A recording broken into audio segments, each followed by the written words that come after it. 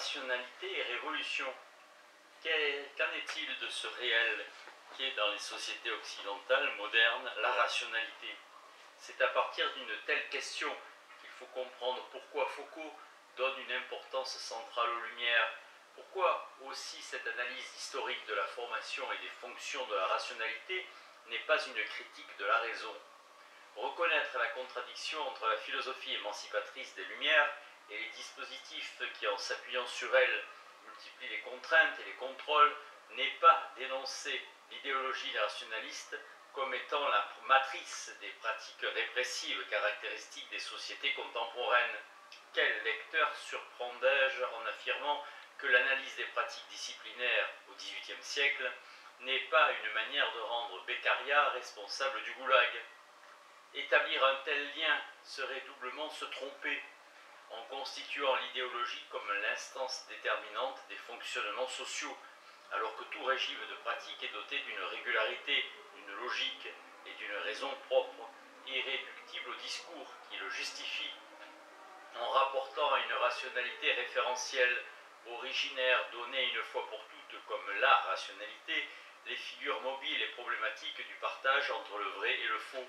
Peut-être imprudent, 10 ans avant le bicentenaire, Foucault écrivait « Quant à l'Aufklärung, je ne connais personne parmi ceux qui font des analyses historiques qui y voient le facteur responsable du totalitarisme. Je pense d'ailleurs qu'une pareille façon de poser le problème n'aurait pas d'intérêt. La mise en garde est, je crois, une autre manière de souligner l'erreur réductrice de toute analyse de la Révolution qui, par un jeu d'emboîtement rétrospectif, inscrit 1793 dans 1789, le jacobinisme dans les décisions de la Constituante,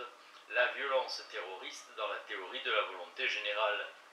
De l'histoire de la folie à surveiller et punir, la Révolution est présente dans tous les livres majeurs de Foucault, mais dans aucun elle n'est considérée comme le temps d'une rupture totale et globale, réorganisant l'ensemble des savoirs, des discours et des pratiques. L'essentiel est ailleurs, dans les décalages qui traversent la Révolution et dans les continuités qui l'inscrivent, dans des durées qui la débordent. L'archéologie du savoir, dressant le bilan de l'analyse des formations discursives, identifiées dans l'histoire de la folie, la naissance de la clinique et les mots et les choses, porte l'accent sur les premiers. L'idée d'une seule et même coupure partageant d'un coup et à un moment toutes les formations discursives, les interrompant d'un seul mouvement et les reconstituant selon les mêmes règles, cette idée ne saurait être retenue. Ainsi la Révolution française, puisque c'est autour d'elle qu'ont été centrées jusqu'ici toutes les analyses archéologiques, ne joue pas le rôle d'un événement extérieur au discours, dont on devrait, pour penser comme il faut, retrouver l'effet de partage dans tous les discours. Elle fonctionne comme un ensemble complexe, articulé, descriptible, de transformations qui ont laissé intact un certain nombre de positivités, qui ont fixé pour un certain nombre d'autres des règles qui sont encore les nôtres, qui ont établi également des positivités qui viennent de se défaire ou se défont encore sous nos yeux. Aux amis de la Weltanschauung d'être déçus par ce constat qui soustrait l'événement à toute possibilité de totalisation non contradictoire. Contre la certitude d'un événement radical, d'une inauguration absolue qui habite les paroles et les décisions des acteurs de l'événement, l'insistance mise sur les discordances qui séparent les différentes séries discursives qui sont inventées ou transformées avec la Révolution ou qui au contraire ne sont aucunement affectées par elle, rappelle avec force que la part réfléchie et volontaire de l'action humaine ne livre pas nécessairement la signification des processus historiques. Tocqueville et Cochin, les deux auteurs le plus souvent revendiqués par les historiens qui plaident le plus fortement pour le retour du primat du politique, de l'idée et de la conscience, en ont fait la démonstration en soulignant que les hommes de la Révolution font en réalité le contraire de ce qu'ils disent et pensent faire. Alors que les révolutionnaires proclament une rupture absolue avec l'Ancien Régime, ils fortifient et achèvent son œuvre centralisatrice. Alors que les élites éclairées prétendent contribuer au bien commun au sein de sociétés de pensée pacifique et loyales à leur roi, elles inventent les mécanismes terroristes de la démocratie jacobine. Ce qui est en cause ici n'est pas la justesse de ces deux analyses, mais leur refus de penser la révolution dans les catégories qu'elle s'est elle-même données, à commencer par la proclamation d'une radicale discontinuité entre la nouvelle ère politique et l'ancienne société. L'intelligibilité de l'événement suppose au contraire un écart par rapport à la conscience qu'en avaient ses acteurs,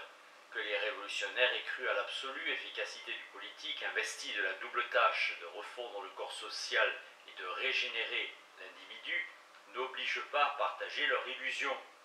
Que la révolution puisse être caractérisée avant tout comme un political phenomenon, un phénomène politique, une transformation profonde du discours politique impliquant de nouvelles et puissantes formes de symbolisation politique, élaborées expérimentalement dans des modes radicalement nouveaux de l'action politique,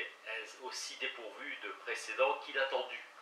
n'implique pas que l'histoire de l'événement soit à écrire dans la langue qui est la sienne, avec surveiller et punir,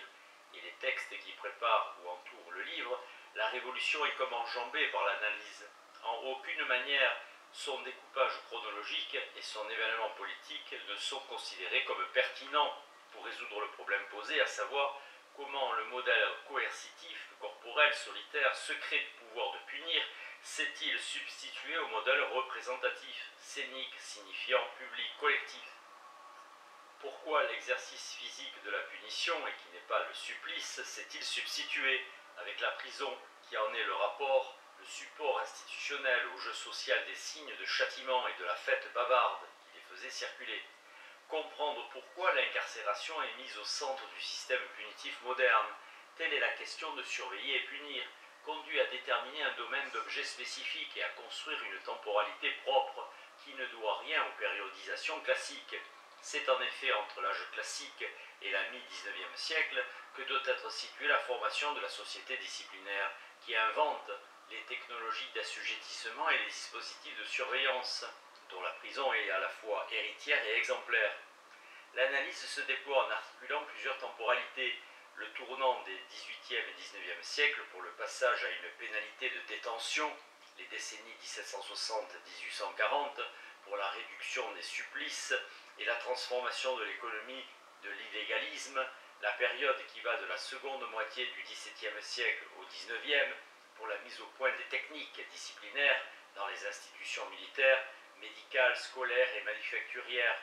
et elle assigne à la conjoncture du XVIIIe siècle ce fait fondamental qui est la généralisation des disciplines commandée par la multiplication des hommes, la croissance des appareils de production qui ne sont pas seulement économiques, et la domination bourgeoise. Pour Foucault, en effet, les disciplines et les libertés, les panoptismes de tous les jours et les normes juridiques sont les mécanismes indissociables qui ont assuré et perpétuent une hégémonie nouvelle, socialement désignée. Historiquement, le processus par lequel la bourgeoisie est devenue au cours du XVIIIe siècle la classe politiquement dominante s'est abrité derrière la mise en place d'un cadre juridique explicite, codé, formellement égalitaire, et à travers l'organisation d'un régime de type parlementaire et représentatif. Mais le développement et la généralisation des dispositifs disciplinaires ont constitué l'autre versant obscur de ce processus. Les disciplines réelles et corporelles ont constitué le sous-sol des libertés formelles et juridiques. Le diagnostic, repris par Foucault dans l'entretien qui précède la traduction française du panoptique de Bentham, surprend aujourd'hui par ce qu'il emprunte au marxisme le plus rudimentaire, le concept unifié de bourgeoisie, la catégorie de liberté formelle, le modèle d'un développement historique qui substitue une classe dominante à une autre. Ce que j'en retiens ici n'est pas ces caractérisations toutes discutables, mais le fait que, comme le découpage des temporalités qui organise la démonstration, il inscrit la période révolutionnaire dans une durée plus longue, lui ôtant ainsi sa singularité. Une perspective est ainsi tracée pour une compréhension historique qui déboîte la signification de l'événement de la conscience des individus. Il est dès lors possible de considérer que la Révolution et les Lumières appartiennent ensemble à un processus de longue durée qui les englobe et les déborde, et que, avec des modalités différentes, elles sont tendues vers les mêmes fins, traversées par de semblables attentes. Sans sociologisme réducteur, Alphonse Dupont a exprimé avec force cette idée. monde des Lumières et Révolution française se situent comme deux manifestations ou épiphénomènes d'un process plus entier, celui de la définition d'une société des hommes indépendante, c'est-à-dire sans mythe ni religion au sens traditionnel du terme, société moderne, c'est-à-dire société sans passé ni tradition du présent et tout entière ouverte vers l'avenir. Les véritables liens de cause à effet entre l'une et l'autre sont ceux de cette commune dépendance à un phénomène historique plus large, plus entier que le leur propre. La véritable révolution, comme écrit Dupont, n'est pas le complexe d'événements que les acteurs et les historiens ont désigné ainsi, mais un développement historique plus large, qui est essentiellement le passage d'une mythique traditionnelle,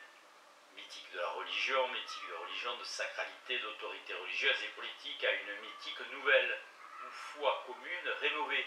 dont la plus véhémente des affirmations est de ne pas se vouloir ou de ne pas se savoir mythique. Qu'est-ce que les Lumières ? Le rapport entre la Révolution et les Lumières est au centre du commentaire que Foucault a donné en 1983 de deux textes de Kant,